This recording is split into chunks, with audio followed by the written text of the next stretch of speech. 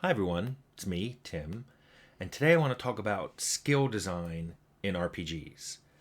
In particular, Queen of Bad Jokes 9413 asks, I wondered how you would approach skills for a new game. How do you choose? What skill types are there? How do you and would you level them? Is there a particular skill that has worked out for multiple games? How can you design for balancing, and are there skill tables too? I mean, testing besides in the testing rooms and player testing in the alpha. Queen, that's a lot of questions. I will try to get at it. I made myself an outline so I wouldn't forget things, but this may be long. First of all, I know I've said before that I always do the setting and then the story and then the mechanics. So the setting and story come first. And the reason for this is when you're doing mechanics and particularly skills, those are in support of whatever setting and story you've made. So your skills aren't just, hey, here's some things I thought would be cool to be able to do in a game, but here are skills that would make sense for this setting and support this story I'm trying to tell. So just like I like defining different paths you can get in quests, for example, combat, stealth, and dialogue is what I did in Fallout, and then I added leadership solutions in the Outer Worlds. This led to skills to support those things, which meant I had to have combat skills, I had to have stealth skills, I had to have dialogue skills, I had to have leadership skills. These weren't, the skills weren't created, and then we thought, gee, what are we going to do with these? It was, we had already decided we wanted that kind of gameplay, and there were parts of the story that would be involved with those paths through playing through the story. Therefore, we needed to support those in skills. So now, of course, there's a lot of other things that you can do in an RPG: exploration, shopping, crafting. Those need support too. Now, not everything comes from quests or comes from skills. And you have to address that. But let me just make sure I cover the things I wanted to make sure. If you were making exploring a haunted house where it's all these incorporeal ghosts or whatever, you probably wouldn't need combat skills. You'd probably want perception skills and dialogue skills and maybe psychic skills. If you think you need a traps skill, how common are traps in your game? If you're not going to put in a lot of traps, why do you need a trap skill? Similarly, if you're not going to put in a lot of people to talk to, why do you need dialogue skills? If you're not going to do a lot of combat, you won't need combat skills. I've seen games that include speech skills and then barely make use of them. So it makes me go, why did you do this? Now, one thing you're probably thinking is, okay, you're putting in all these skills. When do I make it a skill versus making it a perk or a trait or a background or any of the other myriad of character creation elements you've seen in my games? Well, I view skills as something that improve over play. You use these skills, you get better at these skills. The other ones, perks, traits, and backgrounds, many of these are either preconditions, things you were born with, you did not learn them, just the way you are. Or if they are things that you can improve, it's not clear what's exactly improving it. And even if it is, they just have a few levels. I call perks, like, some perks are just really chunky skills. They're skills that only really have 3 levels or 5 levels. And yes, you're improving them, but it's doing it in a very coarse way. Now, that brings me to something I really wanted to talk about: skill ranges. I think this is one of the most important discussions you can have when you're thinking about putting skills in your game. It's exactly what are the ranges skills start at. Let's assume they all start at 0. Do they go up to 5, 10, 20, 100, more than that? My hand's over here. Let's talk about each one of those and the pros and cons of doing it that way. Let's say you wanted skills to go from 0 to 5. Well, those skills should probably only be increased when the player character levels up. And even then, you should probably only give 1 point.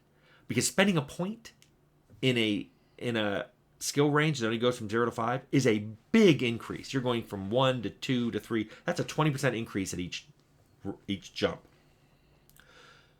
In fact, I would consider, if you're really thinking about doing skills with this small of a level range, consider just doing perks instead and not having skills. I think we all know a game that did that.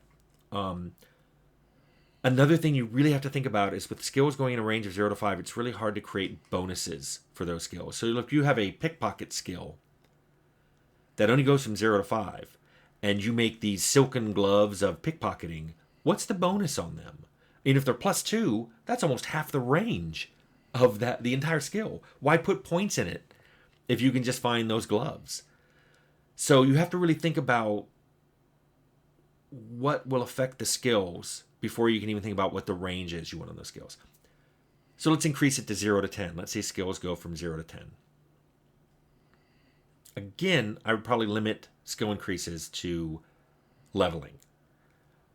But instead of 1 point every time the player levels, maybe consider giving 2. Maybe put a restriction saying you get 2 points, but you have to spend them in different skills. Again, these are a little hard to make bonuses for. Because let's say you have a skill for picking a lock, and you want to make, glasses of lock picking, magnifying glasses that make it easy to lock pick. Again, you put a +2 bonus on that thing, you've just done an entire player level worth or 2 levels worth of bonus for glasses. It's crazy.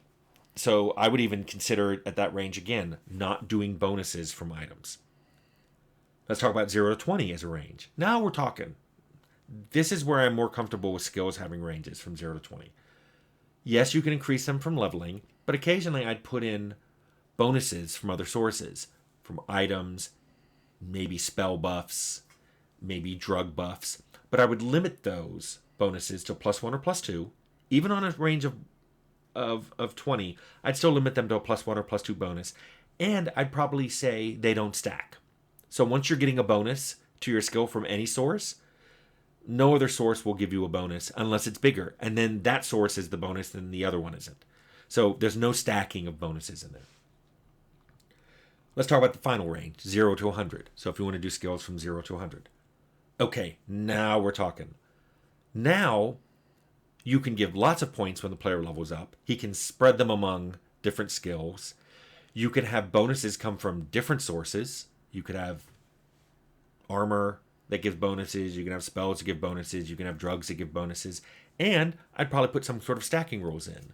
So maybe the 3 highest sources of bonus add into it. Or maybe each type of bonus can stack. So you can have the highest bonus you're getting from your armor adds to the highest bonus you're getting from a spell, adds to the highest bonus you're getting from a drug. So the highest of those 3 sources, they all add together. So now you can have three different bonuses increase your skill. I think this is a really cool way of doing it. And because of that, in my games, I've always leaned towards 0 to 10, 0 to 20, or 0 to 100 as my skill range. And then finally, you asked about how to balance it and use them in the game. And I know you're probably thinking about when I talk about loot tables and how to drop items. What we tended to do in all the RPGs was come up with some estimate for every map, either based on the level of creatures in the map or the expectation of what the player level will be in the map, or what story act that map is primarily involved in, so how far along the player is in the story, and the skill ranks are based on that. A very good example of this is determining what ranks to check in dialogues for speech skills. We would often make those test against higher and higher speech skill ranks as you went farther and farther into the game, either into tougher maps or maps that occurred later in the game in later parts of the story. Now you can hard code those, but another really clever thing to do is to define ranges and say this is an easy speech check, this is a hard speech check, this is a really hard speech check, and this is a near impossible speech check. And then those reference in a table what actual ranks you mean. So if your ranks went from 0 to 20, an easy one might be 3. A hard one might be 12, a very hard one might be 16, and a near impossible one might be 19. So for 0 to 20, those are the ones you could use. And then everybody just checks against this is a hard check, this is a near impossible check.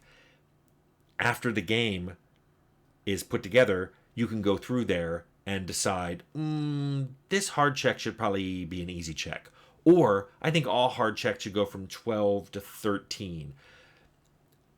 Either because you think it's too easy to get 12, or it should just be a little bit harder, or it has something to do with how many points you're giving per PC level, and you don't want the player to be able to pass a hard check until they're this level.